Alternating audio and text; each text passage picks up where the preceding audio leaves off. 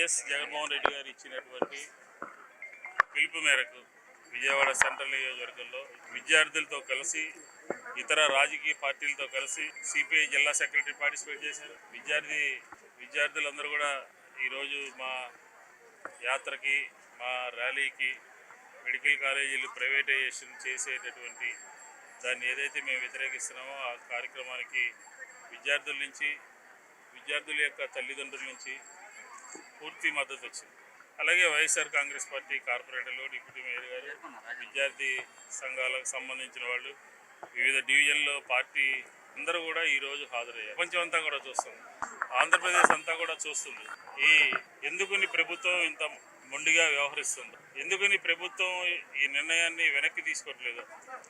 జగన్మోహన్ రెడ్డి గారు 5 సంవత్సరాల పరిపాలనలో జగన్మోహన్ రెడ్డి గారు 5 మెడికల్ కాలేజీలని సంపూర్ణంగా పూర్తి చేసి 2 మెడికల్ కాలేజీలని నిర్మాణాన్ని పూర్తి చేసి ఎన్నికలకు వెళ్తున్నటువంటి సందర్భంలో ఈ ప్రభుత్వం వచ్చిన తర్వాత ఎక్కడి పనులు అక్కడే ఆపేయండి అని చెప్పి సర్క్యులర్ ఇష్యూ చేసింది. సర్క్యులర్ ఇష్యూ చేయడమే కాదు, పులివెందుల్లో కేంద్ర ప్రభుత్వము 50 మెడికల్ సీట్లు ఇస్తానంటే వద్దు అని చెప్పిన ఉత్తరం రాసింది. ఈ 25, 26 దేశ ప్రభుత్వం తీసుకున్నటువంటి అనాలోచితమైనటువంటి నిర్ణయం మూలంగా 2500 మెడికల్ సీట్లు ఆంధ్రప్రదేశ్కి వచ్చేటటువంటి సీట్లు కోల్పోవడం జరిగింది. కోల్పోవడమే కాదు, ప్రైవేటైజేషన్ చేస్తారు. వారు కావలసినటువంటి వారి వంది మాగుదులకి దారాదత్తం చేస్తున్నారు.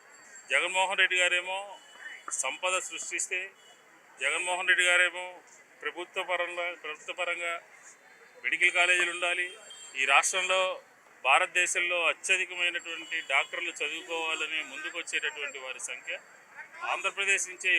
చంద్రబాబు నాయుడు గారు చెప్పేటటువంటి కేటగిరీలో ఈ రాష్ట్రానికి పూర్తిగా అన్యాయం జరుగుతుంది. వైద్య విద్య కాదు, బీసీ విద్యార్థులు సీట్లు కోల్పోతారు, ఎస్సీ విద్యార్థులు, ఉన్నత కులాల్లో ఉన్నటువంటి పేదల యొక్క పిల్లలు కూడా ఈ విద్య కోల్పోయేటటువంటి పరిస్థితి అయితే స్పష్టంగా మనకు కనపడుతూ ఉంది.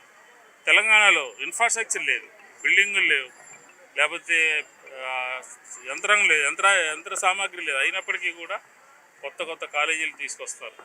మన దగ్గర ఇన్ఫ్రాస్ట్రక్చర్ ఉన్నప్పటికీ కూడా ఈరోజు రాష్ట్ర ప్రభుత్వము 2,35,000 కోట్ల రూపాయలు 17 నెలల్లో అప్పు చేసి 5,000 కోట్ల రూపాయలు 10 మెడికల్ కాలేజీల మీద సంవత్సరానికి 1000 కోట్ల చొప్పున ఖర్చు పెట్టేటటువంటి పరిస్థితి, మనసు లేకపోతే ముందు చూపు ఈ ప్రభుత్వానికి పూర్తిగా నశించిపోయింది అని చెప్తాను.